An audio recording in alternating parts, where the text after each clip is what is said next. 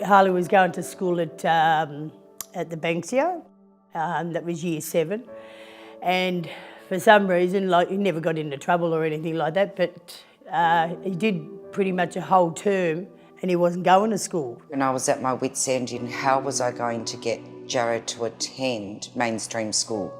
At Daniel's last school, he was being bullied, so he was disengaging from school. Her last school was okay, but just wasn't for her. I wouldn't have known where to send Sarah. I couldn't send her back to mainstream, given the fact that she disengaged herself from mainstream. We looked at other schools. Again, he probably wasn't real keen on going to any of these.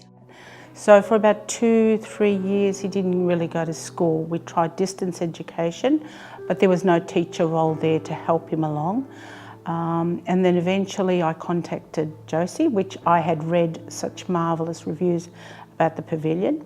I knew there was a waiting time for it, and I was just so eager to get James started. When the Pavilion was brought to our attention, we tried to get in and we had to go on a waiting list and ring up every day nearly, can he come yet, can he come yet? And I was also hoping that James would come along because he was quite resistant to a lot of things.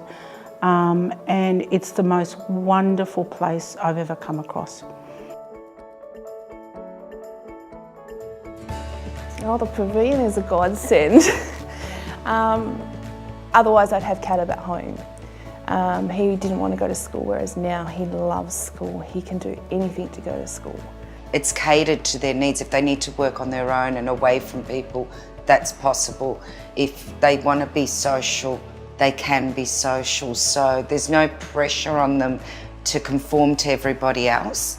Taking the time out, explaining things that he never got in mainstream school. Like, I've noticed a big difference in that with both my kids, and that is that when they're at school, they do want to study and learn. He's become a lot more confident as a person.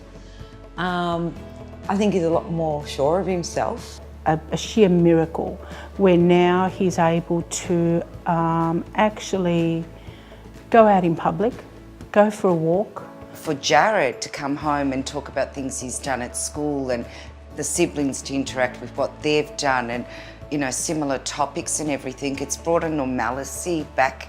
Pavilion offers him so many choices, and now they've offered him to go and get a trade.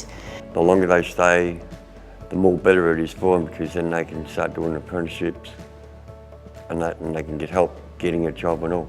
Seeing what James is good at and finding pathways for him. The Pavilion School has actually changed Jared's outlook on schooling, where he's happy now to go to school. Got to the stage where, you know, he was the one getting up wanting to come here. He actually looks forward to coming. I think coming to the Pavilion gave him a lot of opportunities where it wasn't just him. There was other people in the same situation as him, and they sort of grew together, you know. Both my kids turned around and said that they would never leave the Pavilion until they were ready. Well, I think if Harley didn't come here, that's a pretty hard question. I don't think there would have been too much of a future. To be honest, if the Pavilion wasn't around, I really don't know. So I think if it wasn't the Pavilion, he wouldn't have ended up finishing school at all. The teachers are so caring that they take anyone under their wing, that, you know, to give them the opportunity to assist that they get somewhere in life, you know, and people that have dropped out of school to come back, that is a great opportunity too. The impact at home is a happy girl. Yeah.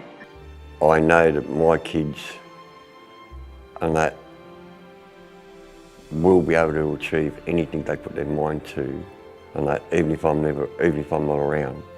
I owe a lot to you through this school. I don't know, I wish there was more, to be honest, because I think a lot of kids don't get an education because there's not many schools like this where you get the opportunity to go. And I think every child deserves the right to education, but also to be respected and loved and listened to.